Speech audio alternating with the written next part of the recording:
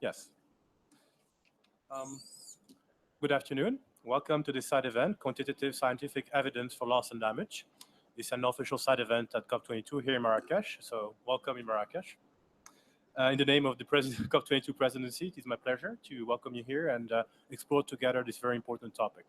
My name is Ayman Shirkawi. I'm Special Advisor for Negotiations in the COP22 presidency team. First of all, I would like to thank CICERO and Oxford University for this opportunity to explore with important stakeholders this important topic. COP22 has been framed as a COP of implementation and action.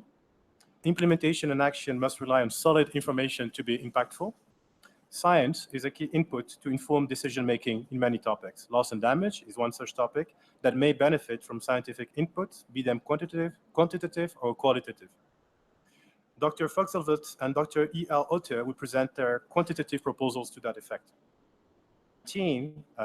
November 2013 in Warsaw, the COP established the Warsaw International Mechanism for Loss and Damage associated with climate change impacts, referred to colloquially as the WIM.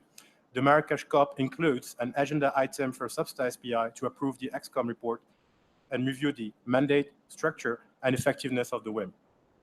The WIM is included in Article 8 of the Paris Agreement, as well as Article 51 of the decision. I won't go into more details on that, as Professor Rajamani will offer her views on those elements in her presentation. A very comprehensive presentation, given the time constraints that we have to face. The work of the ECOM has been somewhat delayed, but there has been tremendous progress made this year through the diligent work of the ECOM members and the support of the Secretariat and other international partners. In August 2016, for example, the IOM organized an expert meeting on migration, displacement, and climate change for members of the ECOM to assist in the development of the ECOM's task force on displacement. Morocco was happy to host this workshop in Casablanca. The ECOM also met in September in Bonn and adopted the following: a concept paper on the clearinghouse on insurance and risk transfer, terms of reference for its task force on displacement, terms of reference for a technical expert group, and a questionnaire for international, regional, and bilateral and non-governmental actors. Dr. Hook is very familiar with these considerations, and he will be taking us on the ground with a pragmatic approach, as he very often and very well does, to discuss the development of a national mechanism on loss and damage in Bangladesh. The development of such a mechanism could provide a constructive space to have a transparent, open, and inclusive conversation with a set of stakeholders, including civil society and the private sector. The insurance sector, for example, has been proactive in exploring loss and damage, including from a quantitative scientific perspective. So where are we at currently for the WIM at COP22? It's a very dynamic process.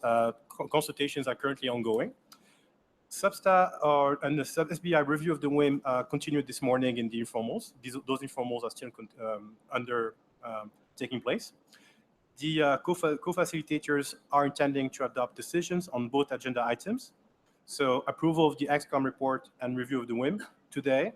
It was supposed to happen by 1 p.m., but the consultations are still ongoing. The parties have agreed the draft text on the ECOM report last week. Regarding the ECOM placeholder sections in the indicative framework for the 5-year rolling work plan relating to finance, the draft text requests parties and observers to prepare submissions by February 2017. Discussions on the WIM's mandate, structure, and effectiveness are ongoing. Because of the delay in convening the WIM, the review remains somewhat high level. As of noon today, parties have a variety of relatively minor changes to the draft text that will need to be resolved. There are two main significant points of contentions: a proposal from a certain group regarding assessing the provision of financial support for loss and damage, which is under discussion, and the interplay between CMA and the COP as it relates to WIM and how that would be reflected in the draft text. Without further ado, I would like to give the floor to Professor Lavanya Rajamani. Thank you.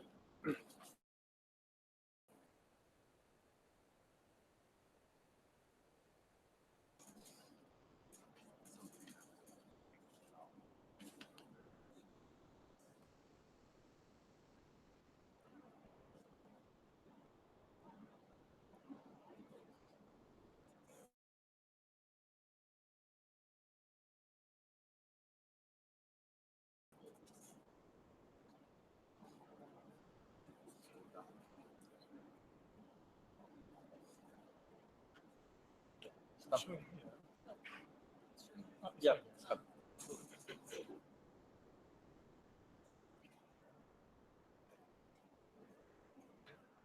Thank you, Aman, for that wonderful introduction, and thank you to Oxford and to CICERO for inviting me to be part of this side event.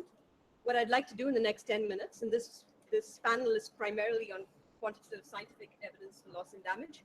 I'm the token lawyer on the panel, but I'm hoping to provide a wider context for the discussions that will follow, the very comprehensive and rigorous discussions that will follow on this quantitative scientific evidence.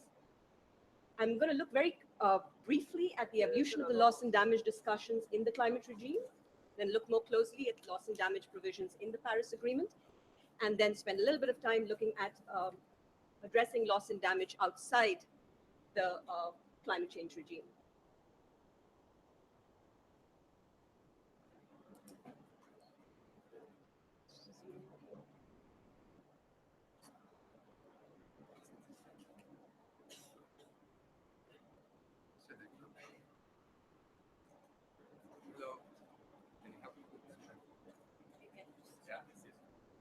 Sorry about that technical problems. I think I might just sit down and do this. It might be easier.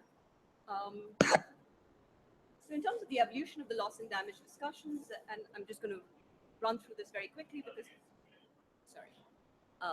In terms of the evolution of the loss and damage discussions, I'm going to just run through it very quickly because I'm sure most of you are aware of this. But the loss and damage discussion sort of originated right from the start of the climate negotiations with an AOSIS proposal in 1991 for an insurance mechanism. And the Framework Convention does recognize specific needs and concerns of parties, but it does not have a specific reference to loss and damage. The trajectory that the climate negotiations have taken over the last 2.5 decades has been one that has started with a focus primarily on mitigation, moving on to adaptation, and it's only in the last 8 or 10 years that the loss and damage discussions have come to the fore. So the Bali Action Plan in 2007 is the first decision that we actually see an appearance of the term loss and damage. In Cancun, parties decided to launch a work program. In Doha, parties agreed to establish institutional arrangements, and those arrangements were established in 2013 in Warsaw, the WIM, that we've been talking about and we just heard an update on. And the WIM was under the Cancun Adaptation Framework, but was subject to a review, which is ongoing. Again, we just heard an update on that. And in Lima, a work plan for the Executive Committee of the Warsaw International Mechanism was accepted.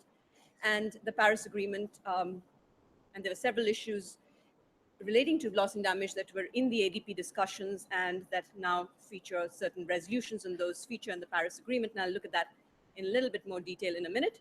But the Paris Agreement then is the hallmark of the loss and damage sort of coming of age in a sense, because it actually has a separate provision on loss and damage. So the COP22 review is ongoing, as we heard. So the loss and damage discussions in the Paris negotiations and the ADP negotiations in the 4 years that the ADP met, loss and damage was quite central to those negotiations.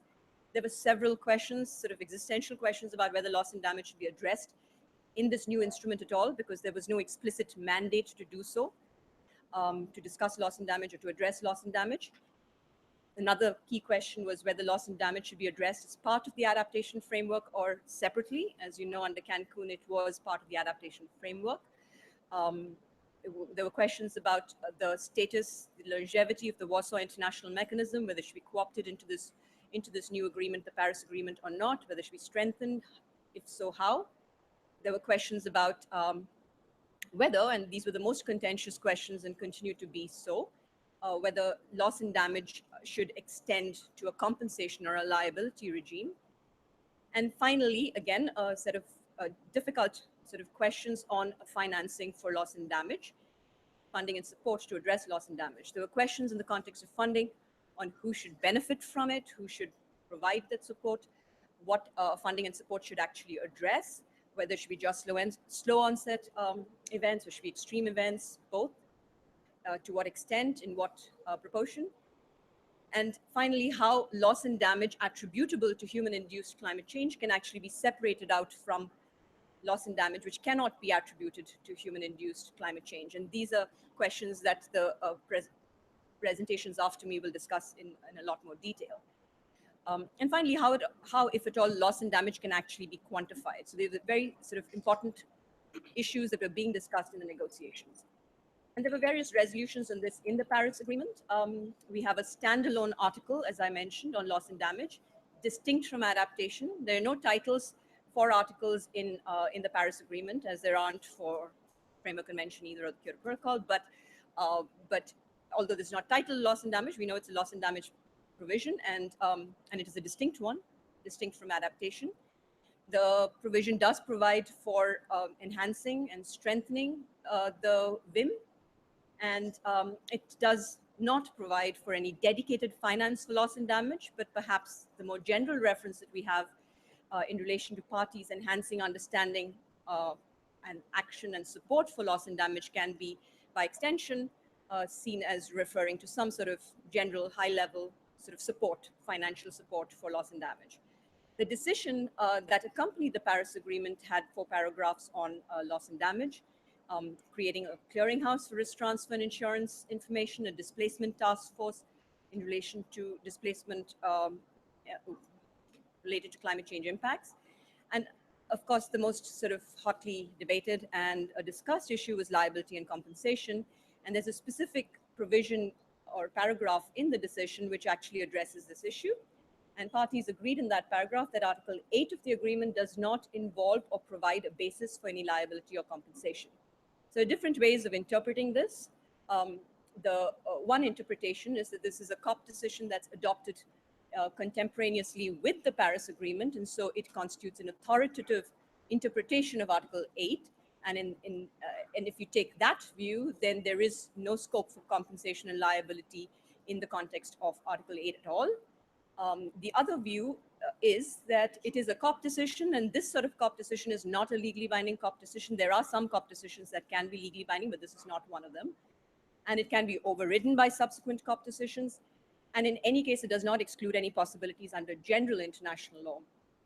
And this is the view taken by several small island states, clearly, because even the declaration that accompanied the ratification that several small island states sort of entered more recently says specifically that their ratification does not, of the Paris Agreement, does not mean that they're renouncing any of their rights under general international law in relation especially to compensation and liability due to the adverse effects of climate change. So this seems like an opportune moment to then actually look very quickly at what options there might be under general international law for addressing loss and damage. So the general regime for state responsibility is fairly straightforward. Complying with it is difficult, but the general regime is fairly straightforward. A state can bring a claim against another state for state responsibility if you can establish that there is a clear obligation, you can establish that there's a breach of that obligation, and there's a causal link between the breach of that obligation and the damage that's been caused to the state that is claiming that damage. And if you can demonstrate all of that, the court can actually pass an order for cessation of that activity and also provide for reparation or compensation. Now, each one of these elements is actually quite hard to sort of establish. First of all, the obligation itself. You're looking at obligations under the Framework Convention, Kyoto Protocol, or Paris Agreement. Some of these obligations are quite fuzzy. As we know, the Paris Agreement, a lot of the obligations are obligations of conduct, which then raise questions about benchmarks. So it's quite difficult to demonstrate that these obligations of conduct have actually not been complied with. If we look at the long-term temperature goal, pursue efforts towards 1.5 degrees or 2 degrees, well below 2 degrees. These are aspirational targets. Even the framing of it is quite carefully done. And if we do not meet 1.5 or 2 degrees, well below 2 degrees, it's unclear what the consequences are if that happens. But in general international law, so are there obligations under general international law? Under general international law, there is an obligation on every state, and this is obviously, I'm talking about customary international law obligations. It's an obligation on every state to ensure that activities in their jurisdiction do not cause harm to those in other jurisdictions. And that no harm rule, as we call it, is a central tenet, considered customary international law. And it is usually combined with several procedural obligations, in particular, actually doing environment impact assessments of activities in your jurisdiction, and those environment impact assessments need to include a component to see what impacts it might have, transboundary impacts it might have. And that is a general international law obligation. And if we can demonstrate that there's a breach of that obligation, there might be a case in international law. However, having said that, there are several impediments to actually pursuing claims of state responsibility in general international law. First of all, finding a forum which has jurisdiction. The ICJ, many states do not provide blanket jurisdiction to the International Court of Justice, and several parties do that on a case-to-case basis, so it's unlikely that states will actually accept the jurisdiction of the court. It is difficult to find these clear binding obligations because of the various sort of fuzzy nature of the language surrounding them.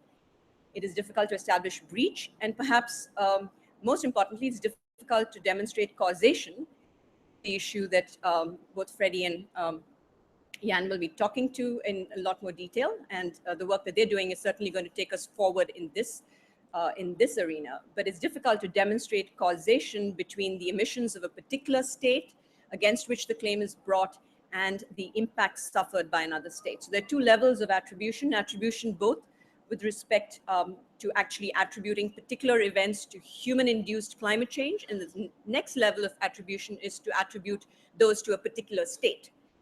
So there's no case yet. There have been sort of efforts by some small island states to, in the General Assembly, for instance, to ask for advisory opinion from the International Court of Justice, but it hasn't happened yet. There are also other options. There are two other options in particular. One is that private parties can bring claims against their own state or another state for loss and damage from climate-related events. But this can only happen when there are internationally protected human rights in play. But there are very few, again, fora that actually hear claims from private parties, and there are very sort of defined circumstances in which they do that. And they're also subject to the same limitations of causation, etc., that I just spoke about in the context of general international law and state responsibility. And the final option, or one which is actually being exercised quite a lot in various jurisdictions, is private parties bringing claims against their own state or other private parties in domestic judicial fora, so domestic courts and domestic commissions. So there are public or private law remedies. So the public law remedies would be constitutional claims, human rights violations, claims of those.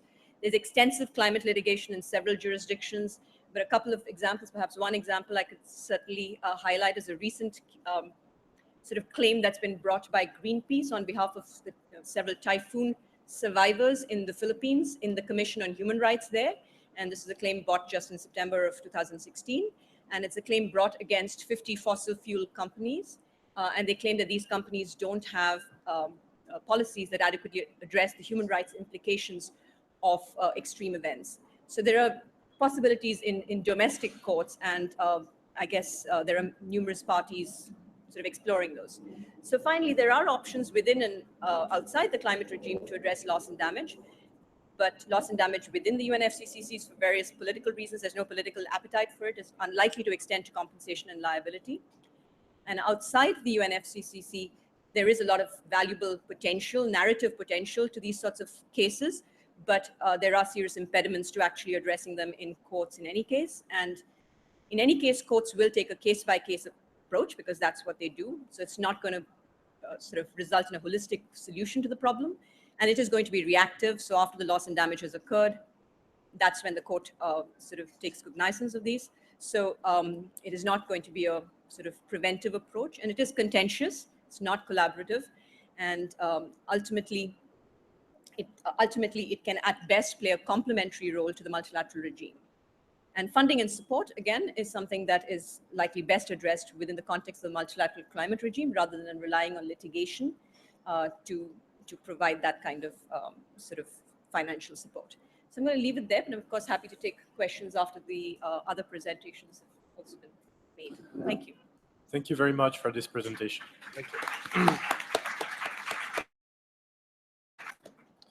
Thank you very much for providing structure and exploring and allowing us to get a sense of what is the current state of play, what has been the evolution, and what are some options moving forward. I was quite interested in seeing how you're exploring some options and differentiating between reacting and preventing.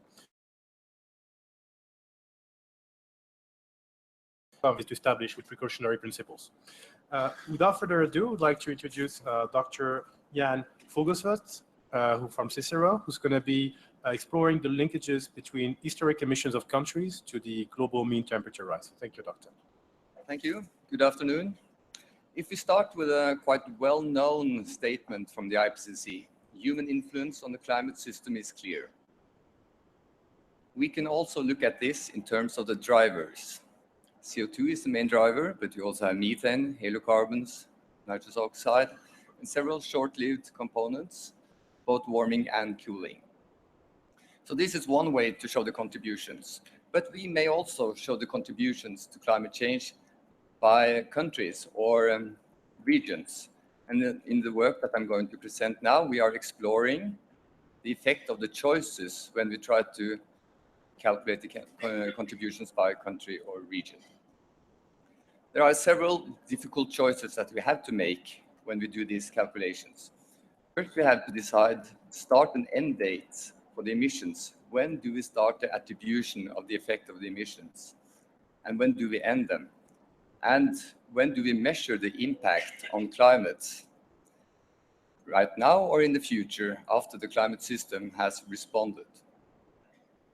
We also need to decide the indicator. Which aspects of climate change are we most concerned about? Global mean temperature, precipitation, extreme events, sea level rise, and so on. There are many difficult choices here, and we perceive the climate challenge in different ways.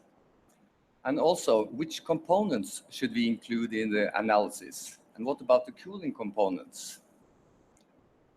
And there are also several perspectives on the allocation of emissions. Should we use extraction or territorial or consumption-based emissions? And finally, what about population and GDP?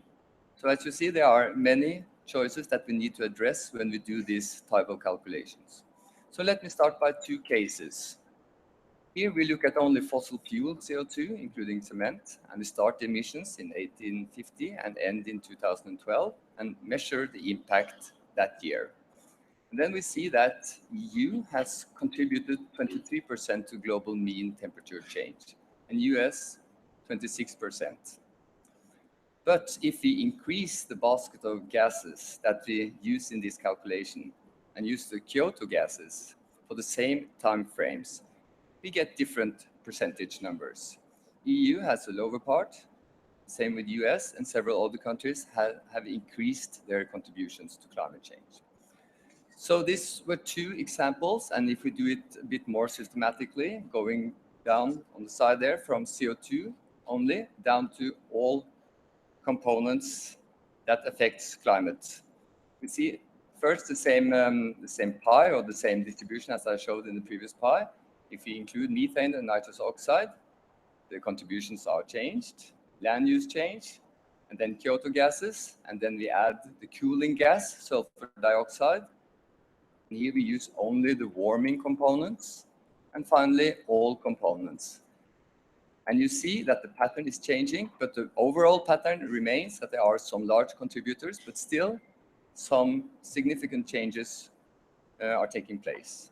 And if you look at the division or contributions by Annex 1 versus non-Annex 1, we see that it changes from 68 for the Annex 1 countries in the upper case down to 46% in the lower case.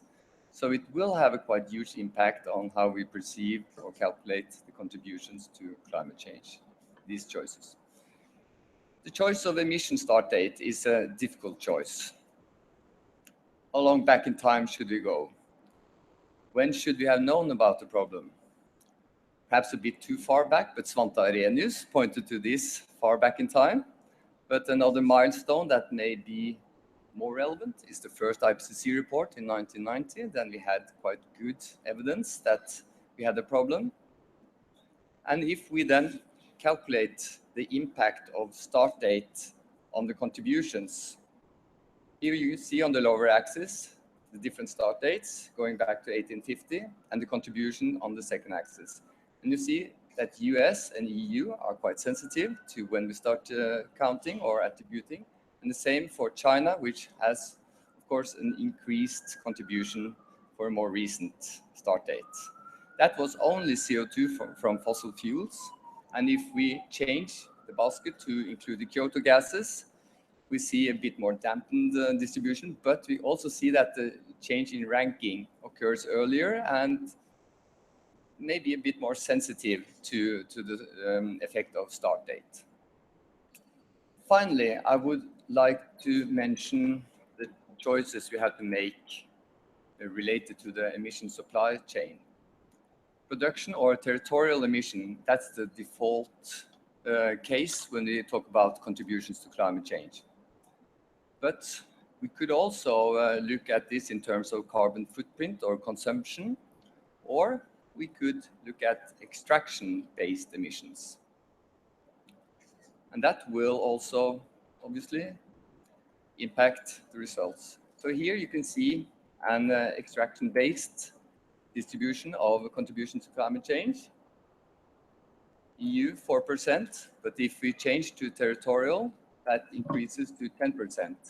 And for US, it changes from 17 to 22%. If we then change to a consumption-based basis, then the changes are not so large, but of course those countries with a high consumption and import of trade will have larger contributions.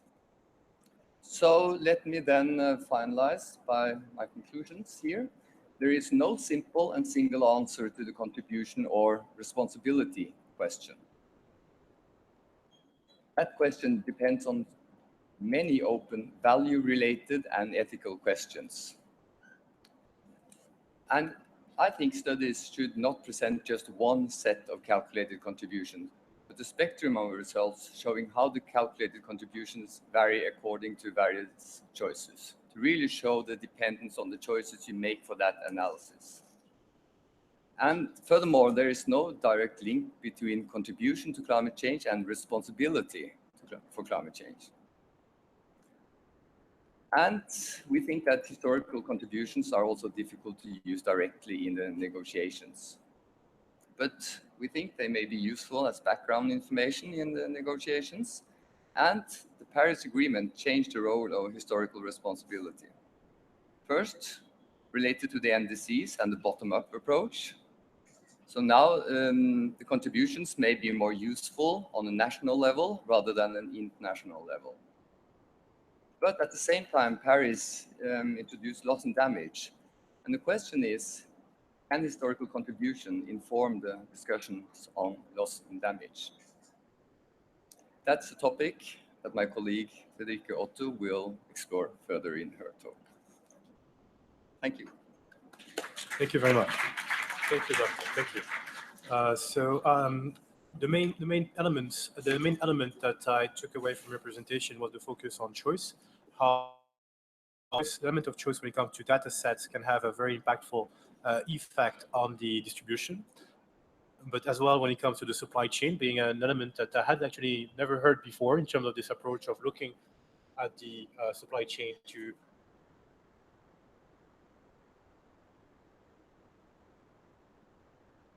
on this, Dr. Otto will pursue further this conversation by exploring the linkage between emissions, global mean temperature, and extreme events on loss and damage. Thank you. Yes, thank you very much. And I'll directly go on from Jan's presentation to start with a question. So Jan has looked at the contributions of individual countries and regions on global mean temperatures. But to quote a colleague of mine, global mean temperature doesn't kill anyone. It is the impacts from the global mean temperature increase that affect people and ultimately lead to loss and damage. And in the latest IPCC report, we did not have an assessment of the impacts of anthropogenic, so human-induced climate change in the IPCC assessment report. We just had what looked like a sort of overview of the impact of anthropogenic climate change, but it was an overview of the impacts of climate change. But the climate why the climate was changing, the link was not made in the latest IPCC report.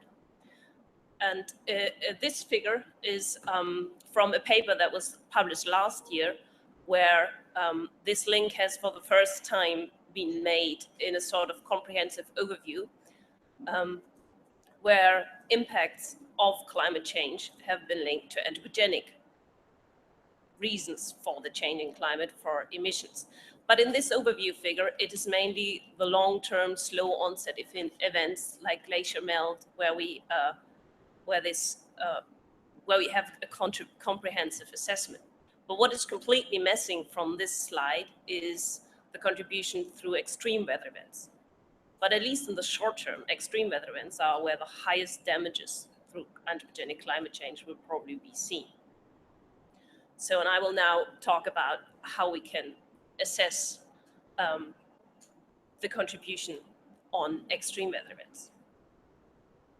We will never be able to say that an event would not have occurred without human influence, because all extreme weather events are, if you boil it down to them, unique. They have all multiple sources. There is always a huge element of noise, natural climate variability that lead to an extreme weather event.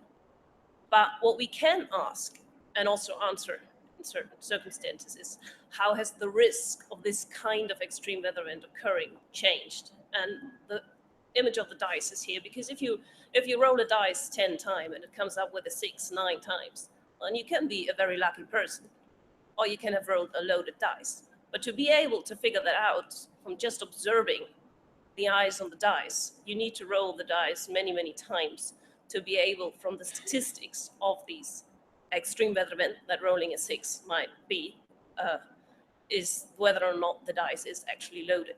And this is exactly the same approach that we use when attributing whether and to what extent the risk of extreme weather events occurring has changed.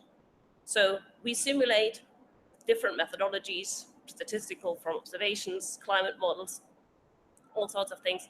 We simulate possible weather events under the given climate forcing, and then identify what is the likelihood of extreme weather events occurring. When we roll a dice, we know that the likelihood of rolling a 6 with a normal dice is 1 in 6. But with the climate system, we don't have observations of the world that might have been without anthropogenic climate change.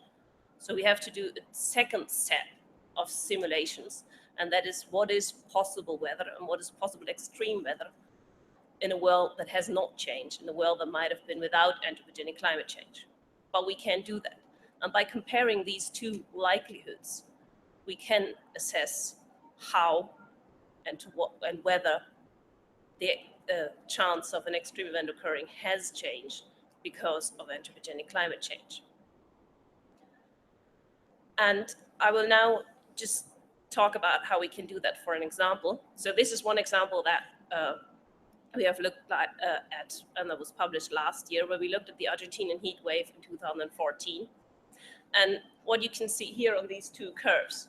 So the red curve is the distribution of possible summer temperatures in Argentina in the world we live in, so in the world with anthropogenic climate change. And you can see that at a bit about 24 degrees mean temperatures over the whole summer season, the extreme weather event that was observed is marked.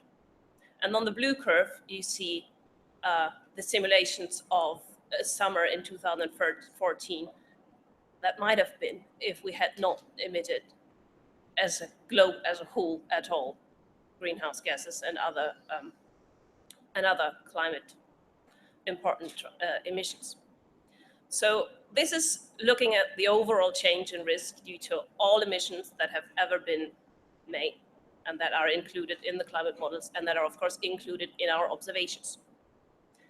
So the question now is, can we quantify individual countries' contributions to this overall change? And the overall change in this example is a 5 times increase in the risk.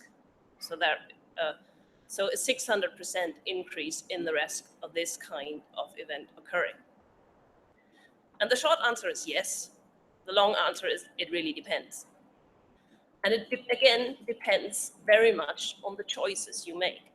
So coming back to Jan's presentation, so in this case, we have made the choice to use all emissions, not just Kyoto gases, not just CO2, but all emissions.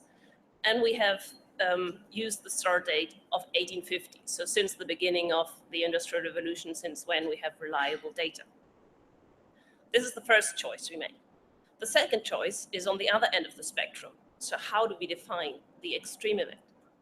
So in this case, we have used a relatively simple definition of an extreme event, which is just the mean summer temperatures in Argentina. But just as an example, there is from a newspaper that was published at the time from the Buenos Aires Herald, there are other ways of defining a heat wave. So this heat index has looks much more impressive because it has a much higher temperature associated. You could also use a heat index that includes humidity, and then is an indicator for heat stress on the human body, which would completely have different numbers. And also your overall attribution result would look different for that. But in this case, we have made the choice to use the easy to simulate in a climate model indicator of just high summer temperatures. This is sort of the first set of choices that you make before you do the study of how do you now assess the individual country's contributors. The second set of choices is how do we statistically use the information we have on the individual countries' contributions to global mean temperatures to translate that into contributions to extreme weather events. And we use two different statistical approaches, and it's not so important at this moment what exactly the statistical approach is. But one approach, which you see represented in the first slide, if you're familiar with return times, if you're not familiar with return times, just listen to me and don't look at the slide, is that we just use the individual contributions that we have from the work that Jan has been doing, and change the overall distribution of temperatures according to this contributions. So we ask, what would the likelihood of this extreme event be if this particular country had not emitted anything? And we come up with a number for each country individually. Or we cannot go from the whole distribution, but just look at the event itself and just look at the threshold, which you can see in the second slide. And we get slightly different results. And this is the results you get. And you can see here, the first two bars, the yellow and the blue one, is the yellow and the blue is always the two different statistical methodologies. And you can see it changes a bit the numbers you get, which statistical methodology you use, but it doesn't change the picture completely. And you can see that for the US, for example, an event that was made 5 times more likely, so 600% more likely overall, because of all emissions globally, we can attribute a bit over 30% to the US. So the US emissions have made this event a bit over 30% more likely. Or the EU has made it a bit over 33% more likely within the uncertainty frame. So the exact quantitative numbers we get out of this depend on the choices. And the choices, which brings me to my conclusions, are mainly, or in a large part, they are not scientific choices. They are moral and political choices. When do we decide of when we knew about climate change? So when do we start to count the emissions? How do we define the extreme event? So do we just look at a meteorological extreme event, or do we look at indicators that are linked to impacts, to health impacts like heat stress, or to agricultural impacts? And the numbers will look different. However, bottom line is we can do it. And this might not be very useful for loss and damage, because loss and damage is not about liability and it's not about compensation. but it might be quite useful in terms of recognizing harm that has been done, and in terms of a discussion that might be inside or outside the UNFCCC about climate justice.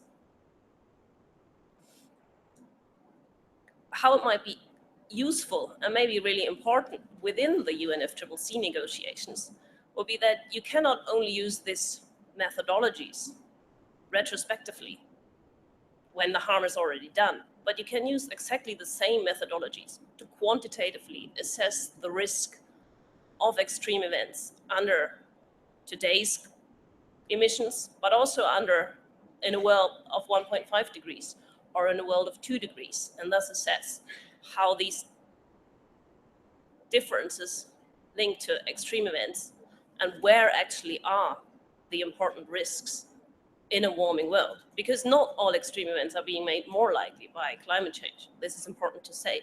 Not even all heat waves are made more likely in the same way. It really is very different depending on the season and depending on the region, how the risk of certain events changes. Because we not only have the thermodynamic warming of the globe and more water vapor in the atmosphere, but we also have a change in the atmospheric circulation, which can mean that although we expect on a globe to get more extreme rainfall, locally we can actually get less. And so the risks are not equally distributed. And with this, I'll hand over to Saleem, I think.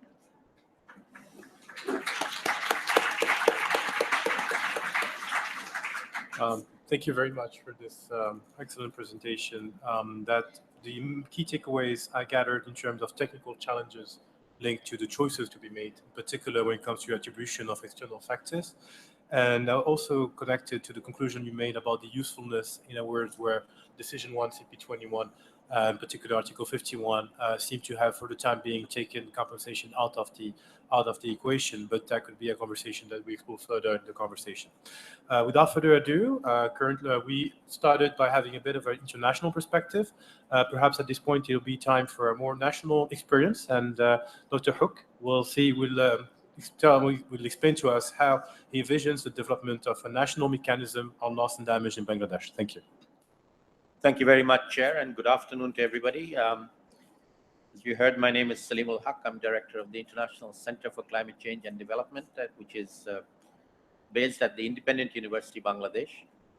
And I'm going to tell you a story about what's happening on the ground in a very vulnerable country like Bangladesh. But before I do that, let me tie it to the previous two presentations, particularly Lavanya's one on the state of play in the international negotiations, where we are there, and the state of play in the scientific arena that Jan and Freddie just presented.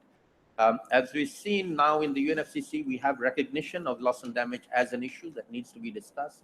We have institutionalized structures like the Warsaw International Mechanism under the Framework Convention, and we also have an article in the Paris Agreement that allows us to discuss this in a constructive manner going forward. We have the scientific community getting engaged on this issue, trying to give us advice on how the science can be applied to enabling us to unlock the conundrums around loss and damage, how to measure it, how to quantify it, how to allocate responsibilities if that's what we want to do. But on the ground, in the vulnerable countries, impacts are already happening. And people can't wait for the UNFCCC to solve things by COP25 or COP30, or the scientific community to solve it by IPCC 6th or 7th or 8th report. Things are happening on the ground, and countries are figuring out what to do about it. And I'll tell you the story about Bangladesh, which is a very vulnerable country. It's vulnerable to the impacts of climate change, from flooding, from cyclones, from droughts in part of the area. It's a very low-lying coastal country lying on the delta of two mighty major global rivers, the Ganges and the Brahmaputra. A very significant part of the population and geography is very low-lying coastal area, susceptible to sea level rise. That is happening already. Not happening in the future, it's already happening. And this has been known for some time, so Bangladesh has been extremely proactive in trying to figure out what the impacts are going to be and trying to figure out what to do about them. And 7 years ago, Bangladesh developed something called the Climate Change Strategy and Action Plan themselves, with the government's own money and with experts from the country themselves. And they came up with a strategy called the Climate Change Strategy and Action Plan, with 6 different pillars and 40 or more different actions that they identified needed to be taken. And the government of Bangladesh, the finance minister of the country, has been allocating every year for 6 years $100 million of his own money, the government's own money, into a national trust fund on climate change to address the issue of these activities, to fund the activities that I just mentioned. And there are now well over 200, nearly 300 climate change related activities, mostly adaptation, but a few of them also mitigation, that are being funded and being done in the country. So the country is not waiting for the rest of the world to come to their rescue, for the GCF and the GEF and all these adaptation funds to become operational. If you look at the amount of money that the least developed countries had for 48 least developed countries, it's slightly more than what Bangladesh has spent by its own, on its own, with its own money. Right? So Bangladesh is going ahead. Now, there's a peculiarity of the money that they have done in the trust fund, which is that every year, when they get allocated the 100 million or so by the finance minister, there's a governing body consisting of interministerial ministers from different ministries and some civil society representatives. What they do is they receive applications from ministries and civil society to apply to carry out projects under the Climate Change Strategy and Action Plan, and they allocate only 2/3 of the money each year. They've been doing this for the last 6 years. So each year, what they do is they leave 1/3 of the money in an interest-bearing trust account. And that trust account now has approximately $200 million sitting in it. And that money was meant for emergencies. But emergencies have not been defined, and that money has not been touched. So after the Paris Agreement was agreed last year, the government of Bangladesh formed an interministerial committee headed by the Ministry of Disaster Management to look at whether or not the country might be able to jumpstart a national mechanism on loss and damage using its own money, the money that I just mentioned that is sitting in this trust fund. And they commissioned an expert committee, which they invited me to head. And just before we left for Marrakesh in Dhaka, we presented our draft report to the Interministerial Committee. I'm not quite sure where they are with the government. The government will have to make a final decision, but our Prime Minister is arriving this evening, and she'll be making a statement to the high level tomorrow. I'm hoping that they'll say something about this, because I feel it's a pretty good initiative that the government of Bangladesh has done. And essentially what it does is try and define under what circumstances we would trigger the use of these funds, who it should go to, how it should be spent, set up a transparent mechanism for utilizing this money, because we know that there will be losses and damage. Even though Bangladesh is a well-adapted country, you cannot adapt to everything. And there will be loss and damage associated with impacts of climate change.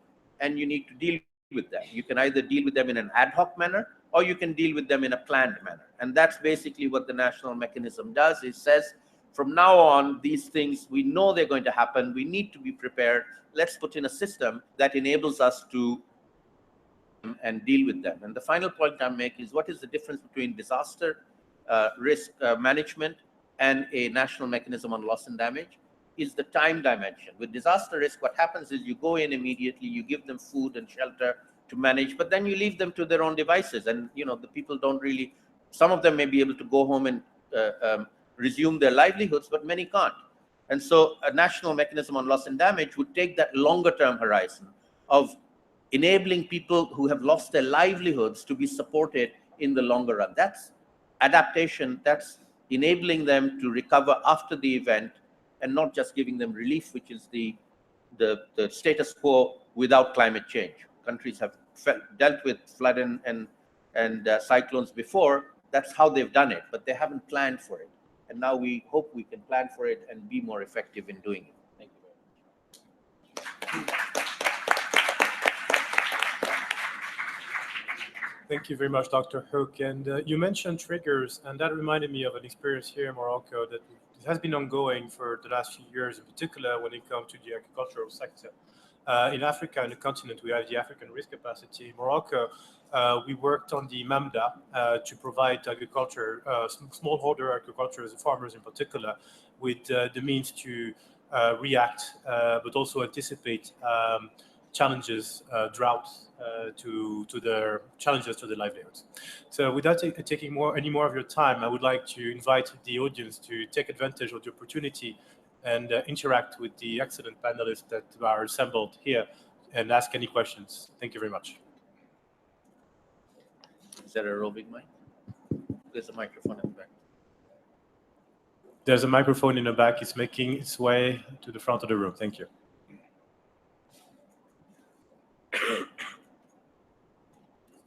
Don't forget to introduce yourself before asking the question. Thank you. Do I start now?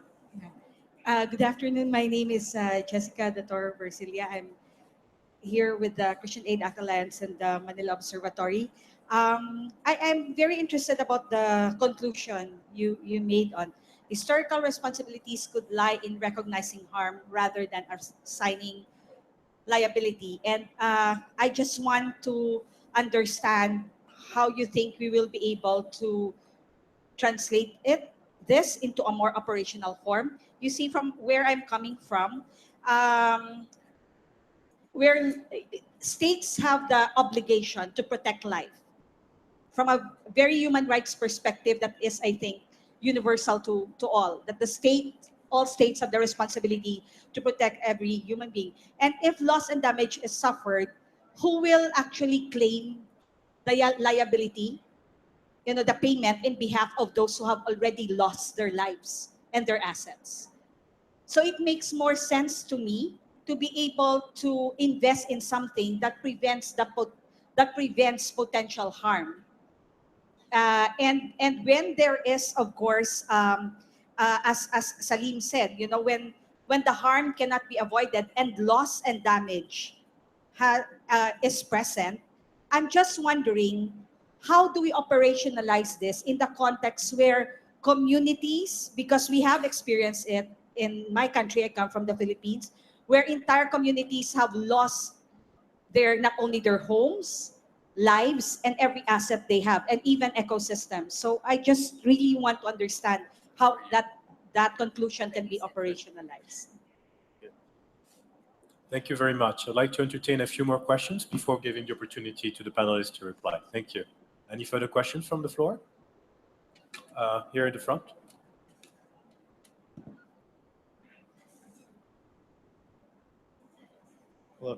Hello, Christopher Carter, coming from the Arctic and with the ICCAD Resilience Academy and with the UNU.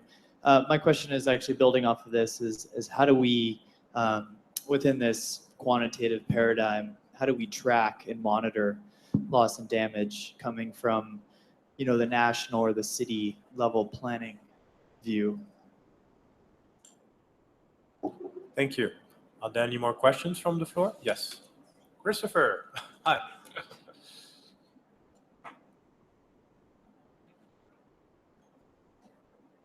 Good afternoon, Christopher Campbell-Durifle. I'm a doctoral student at the University of Toronto. Thank you to all the panelists. My question is for Professor Rajamani. I'm wondering how much you think courts are ready to engage in the kind of very stimulating, but also a process filled with assumptions that we just heard by the scientists. So making assumptions about responsibilities of different states, looking into data. Are they, both national courts and international courts, human rights courts, the SCJ, are they ready to engage in this very expert-based and value-laden process to try to attribute responsibility for climate harm in the case that a claim would be feasible, would be admissible on procedural grounds? Thank you. Thank you. I see question. There's one question in the back and there's another question, two questions in the front actually.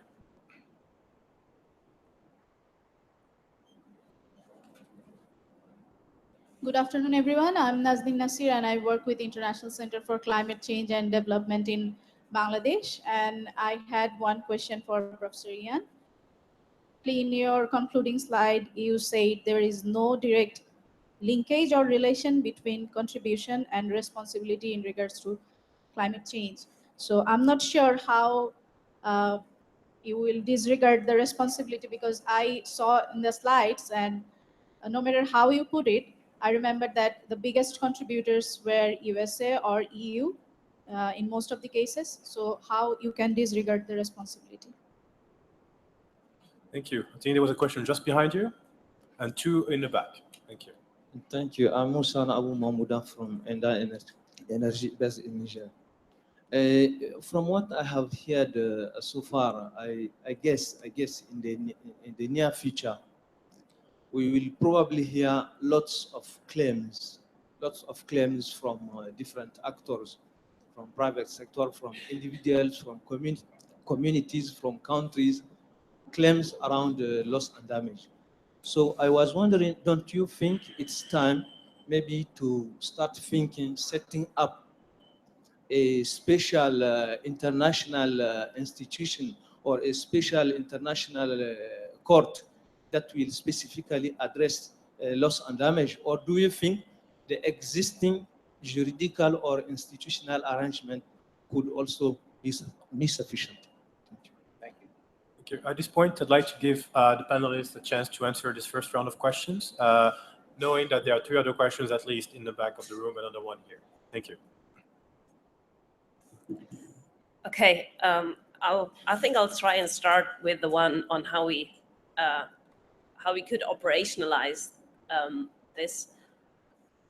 I'm not sure how we could operationalize it, but at the moment we are at a situation where, as I was trying to say in my opening slide, we don't know what the impacts of anthropogenic climate change are on a national level, for example.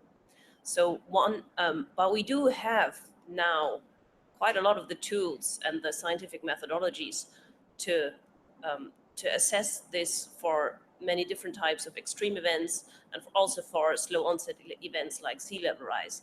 So in the same way that individual countries currently in many cases put out an annual state of the climate report where they look at the projections, the regional projections of climate change, of the mean climate change for the land, and the risk of the overall risk of certain extreme events for their countries. At the same, with similar mechanisms, individual countries could ask for the assessment of which of the impacts that have occurred within the last years, which of the events that have happened are linked to anthropogenic climate change. And with this, it will be possible to get a much more comprehensive overview of what is actually happening in terms of changing risks of extreme events, and get a better overview of what are the impacts of anthropogenic climate change, which is what I mean with recognition. So that, I think there are probably ways of operationalizing that, and also the question of monitoring. So we have databases of damages of extreme events, of natural disasters, and we have the methods to link some, not all of them. In some respects, we will say, okay, this is a type of event where the science isn't quite there yet. But there are a lot of events where the science is there yet. And we could link the work that is done in this, assembling these databases, with the scientific methodologies that have emerged in the last 5 years. So I think the tools are all there. They just need to be put together. Thank you very much. I think there was a pointed question to you, Professor Rajamani. Thank you. There were a couple of questions on courts, and I'd like to take those. Perhaps the second question on courts first, whether we need a special international court or our existing judicial fora sufficient. Existing judicial fora are not sufficient, but having said that, I'm not sure whether we need a new international court for various reasons, in part because I think there are fundamental sort of limitations to what you can do through courts anyway. And for instance, it is a preventive approach. It is a reactive approach rather than a preventive approach. And as we've been discussing, what we need is to prevent loss and damage and to address loss and damage and to sort of build resilience rather than focusing on reactive approaches. So there are limits to what you can do through courts anyway. And I think in addition, there isn't political appetite to actually create a new court. And if you do create a new court, it will be subject to the same sorts of limitations the existing courts, international courts, are subject to, because the limitations we find are limitations of political will, in a sense that don't allow these courts to do more than they currently are able to do. Which takes me to the sort of first question again on how ready are courts and international to actually address these kinds of issues. I think domestic courts, much more so than international courts, are beginning to be ready, in part because of previous litigation, if not on climate change, previous sort of tort litigation on tobacco or asbestos-related cases and mesothelioma. Because of that, they've started relaxing rules of causation, and to the extent that some relaxation is in the offing, and you see it in some cases. There's some possibility for taking these sorts of very sort of rigorous scientific exercises and actually channeling it into litigation. To just take an example, there's a model statute on sort of climate litigation that the International Bar Association is sort of putting together. There's a task force on that, and they're just putting that together. What they're trying to do is come up with various articles suggesting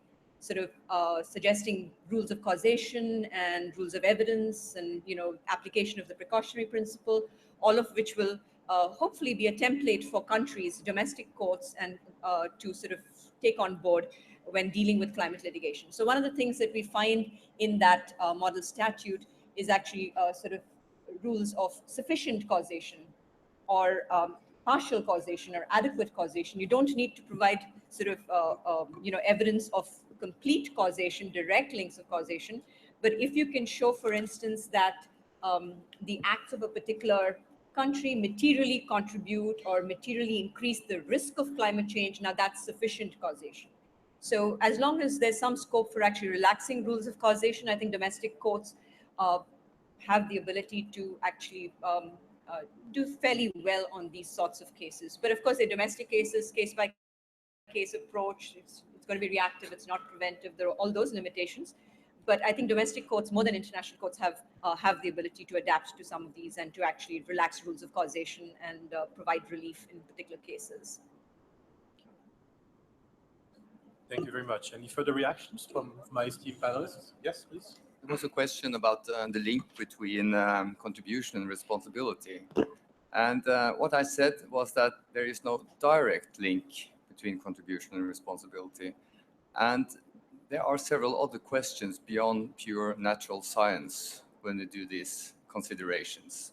And for instance, first we have to distinguish between legal responsibility and also moral responsibility. And we have to think about that we may not be responsible for emissions over which we have no control, or at the point in time where we did not know that they were causing harm. These are points that can be raised in that discussion. And it may also be argued that we should make allowances for subsistence emissions, that everyone is given a quota, so to speak, to have a certain standard of living. So there are so many aspects that are linked to this link from contribution, purely calculated with the model, to the more responsibility question. That was my point. There's no easy step. Thank you very much. I would now like to invite more questions from the floor, bearing in mind that there were some questions here, there, and quite a few at the back. I think the one at the back have been waiting for some time, so perhaps to start over there. Thank you.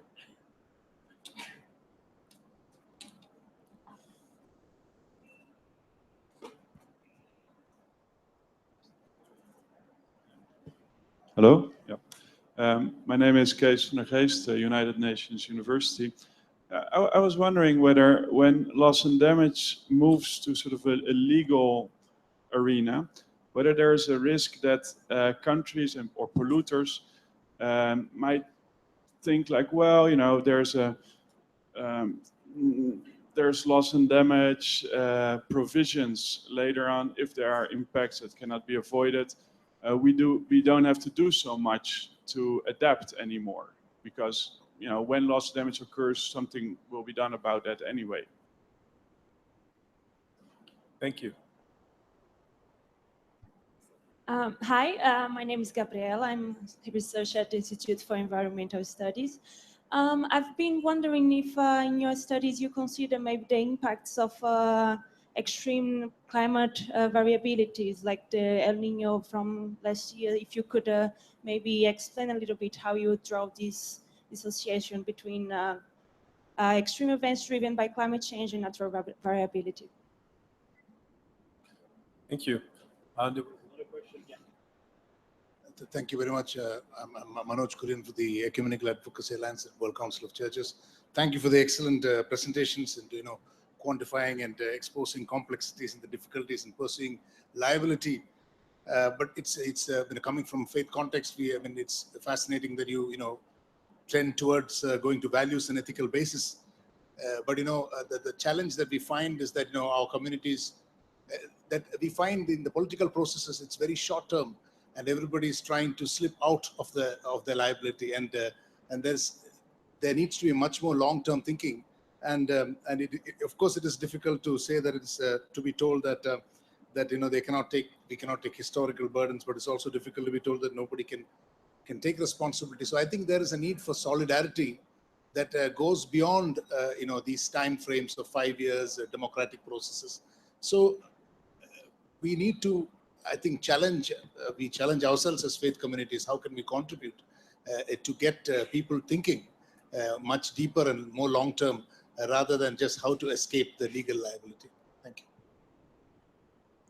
Thank you. There were several questions around the front of the room. Hi, my name is Just Meher Walia, and I'm an undergraduate, actually, student researcher. But as was mentioned earlier in the panel, the WIM XCOM has been slowed down in their discussions and assessments of financial mechanisms. How would you like to see the WIM incorporate financial mechanisms like Bangladesh has done, especially in terms of expanding to a global scale? For example, do you see viability in like a global trust fund?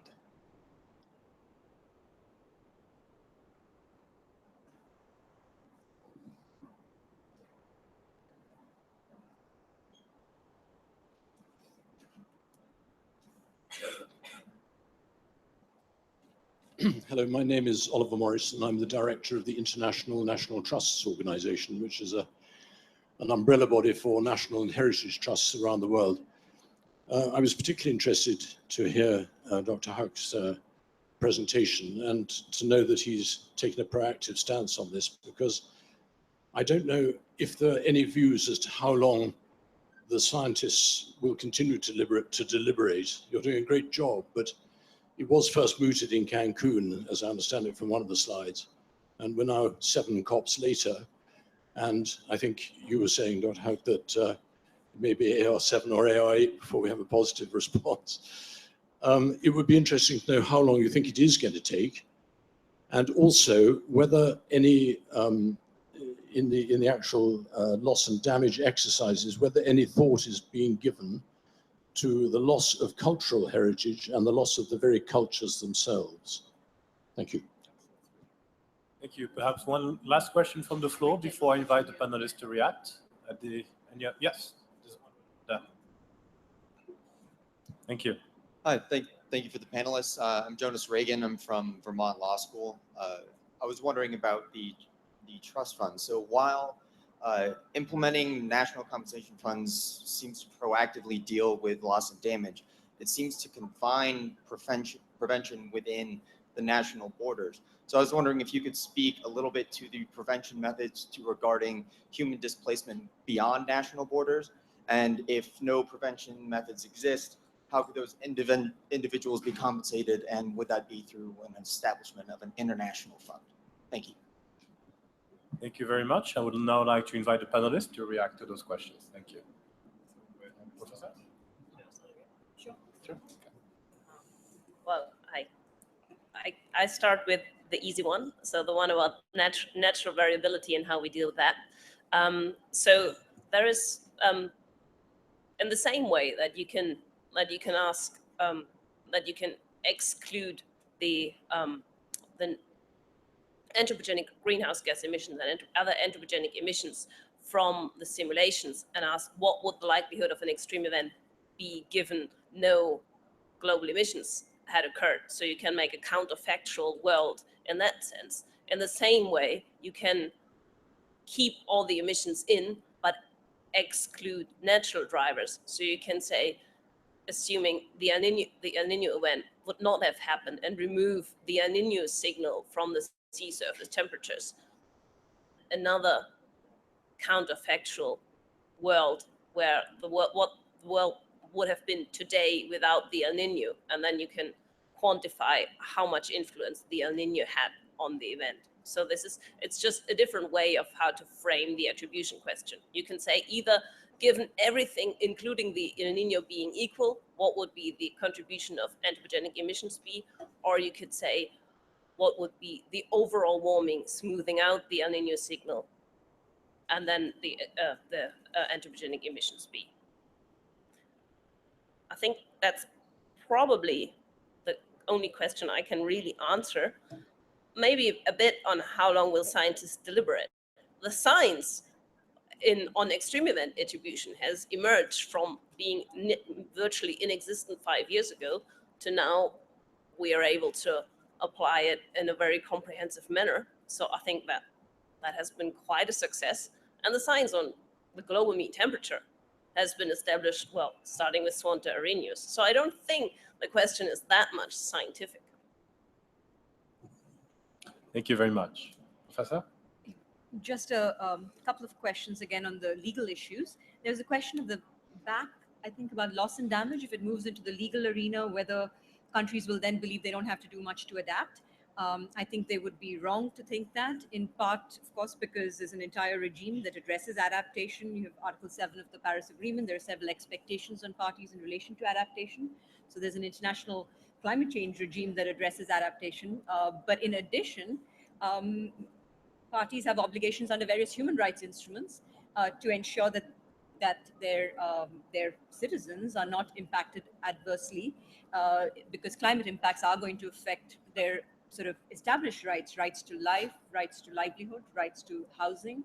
And I'm not talking about sort of a new and adventurous rights. We're talking about very fundamental rights that many states have, and states have obligations under international human rights instruments to protect their citizens,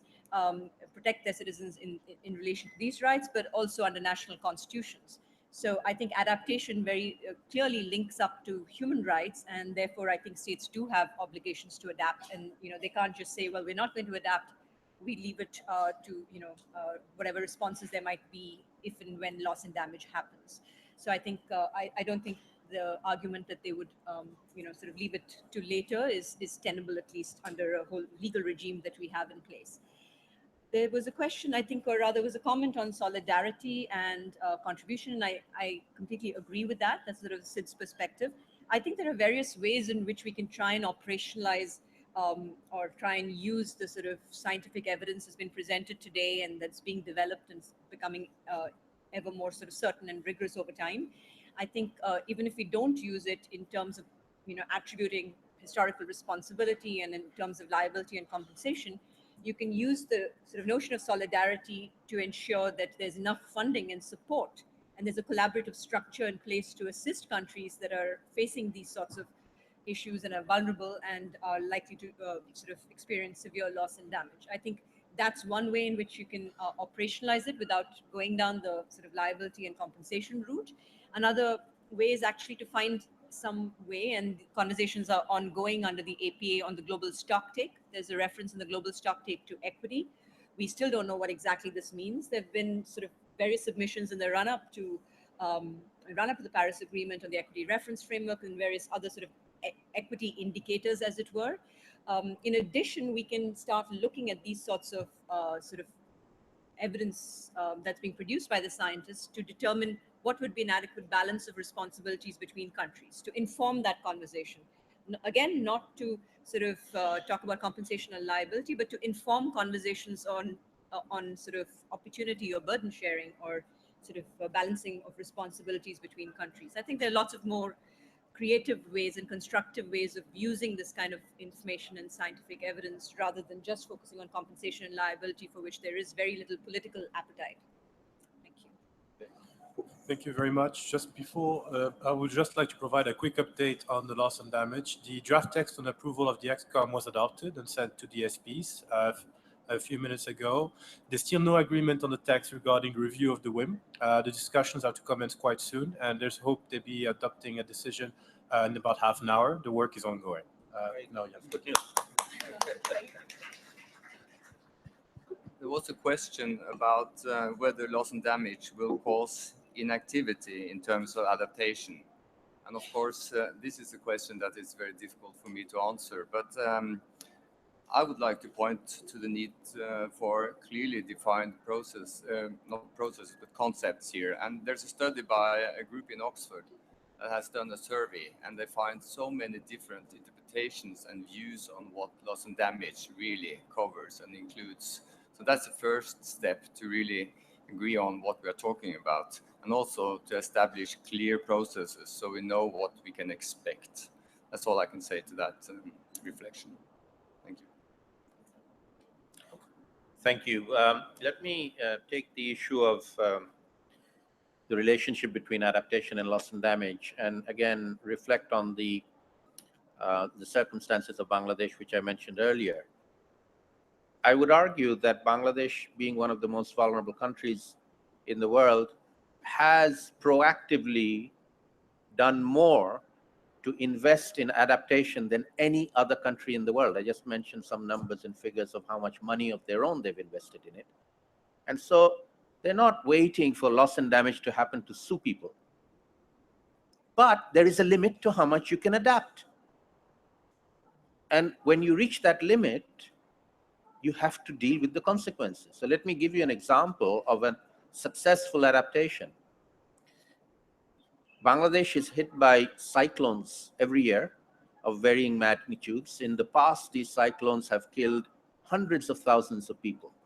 In the last decade or so, we have built huge numbers of cyclone shelters. We have developed a very sophisticated and very extensive warning system. And in the last few years, we have brought down, we've had major cyclones, but we've brought down the death rate to the small thousands, 1,000 or 2,000, and most of them are fishermen out at sea who don't get the warning in time to get back. We can successfully evacuate more than 2 million people. They get the message, they go to a cyclone shelter, so they don't die. But the cyclone still does a lot of damage. They lose their crops, they lose their cows, they lose their houses. That is loss and damage. All right. So there's good adaptation on the one hand, in the loss of life has been prevented, but there's still other kinds of losses and damages that are still occurring.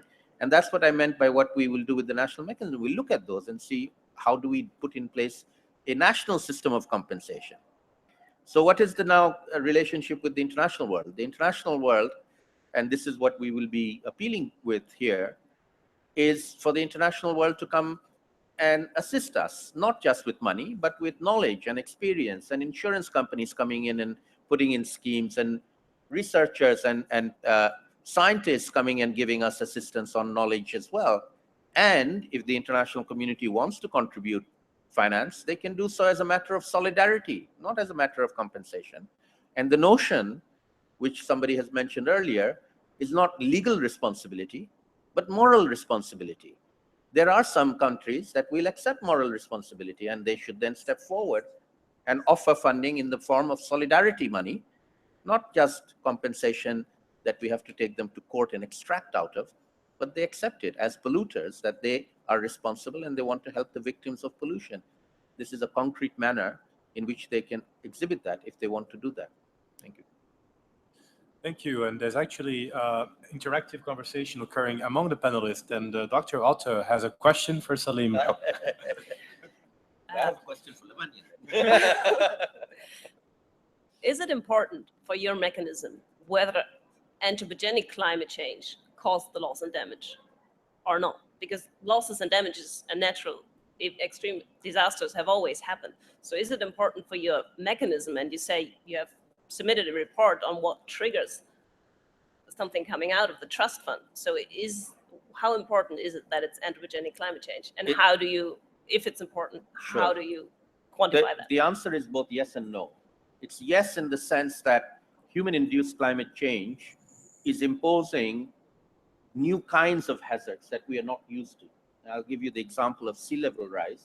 with increasing salinity, very gradual increase in salinity, but it is causing damage to human health. In fact, we've done some studies where pregnant mothers are having to drink saline water and it's causing them hypertension, which is causing them preeclampsia.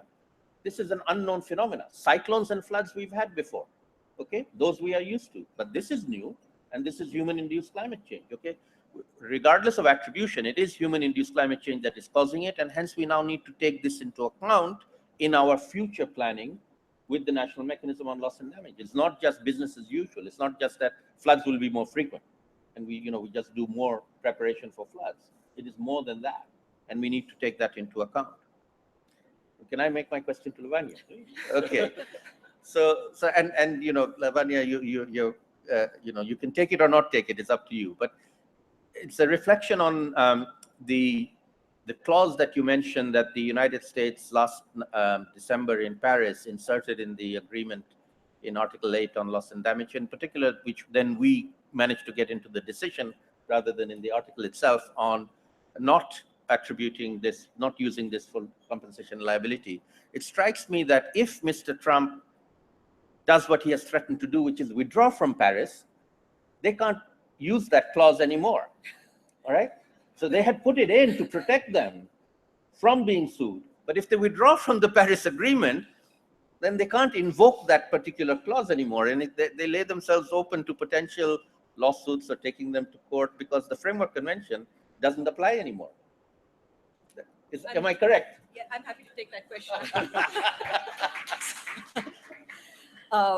Yeah, it's difficult to have any conversation without the Trump effect coming into play, but no, you're absolutely right. Of course, once you withdraw from if indeed one withdraws from the agreement, then you can't avail yourself of the benefits of any of the clauses of the agreement. But having said that, even if the US withdraws from this agreement, since they do not accept the jurisdiction of various international courts, you'll be hard put to find an international court that you could actually take them to. But if you did find such an international court, then you would consider the no harm rule, basically, are required not to undertake activities within their jurisdiction that cause transboundary harm. And they're subject to a whole host of obligations. So there is potential for litigation there, but only if you find jurisdiction, and a court with jurisdiction, and the US is not in the habit of allowing that. We unfortunately now have a very short amount of time. I would like to invite panelists for concluding remarks, if you'd like to share in part some key takeaways from today's workshop. Thank you. Doctor? The very short summary of my talk is that there is no single correct answer to the question of contribution and responsibility for climate change. There are so many different perspectives that go far beyond pure natural sciences, and many disciplines have to be involved in that discussion. Thank you. A short summary of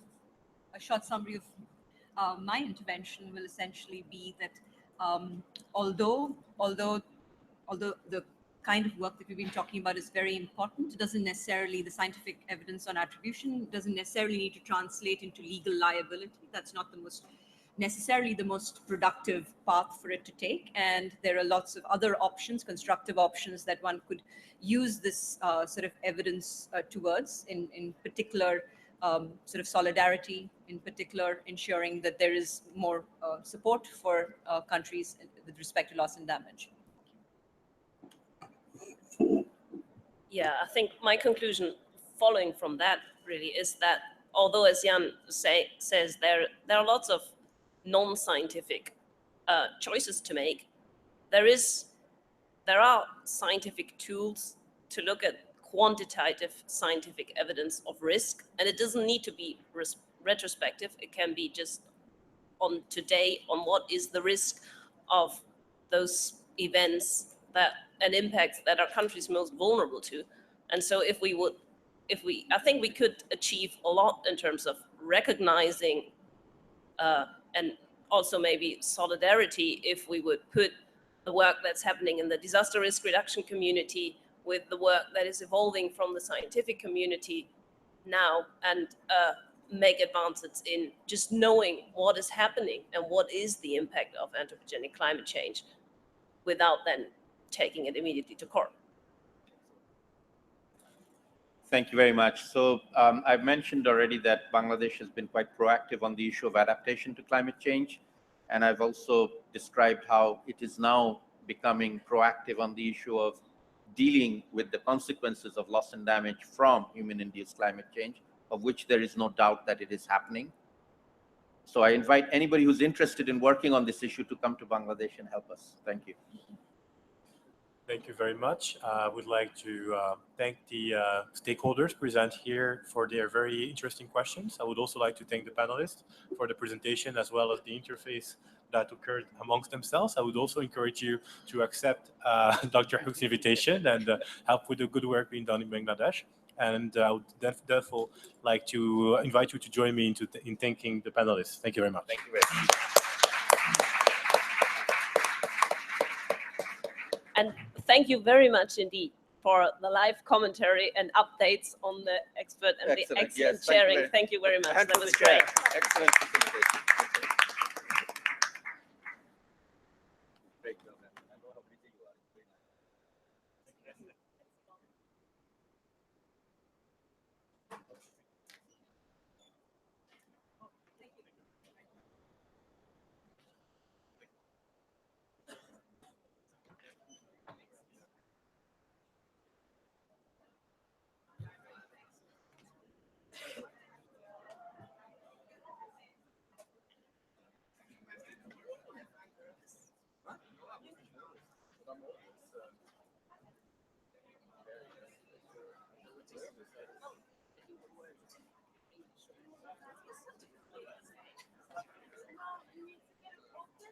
I have respect.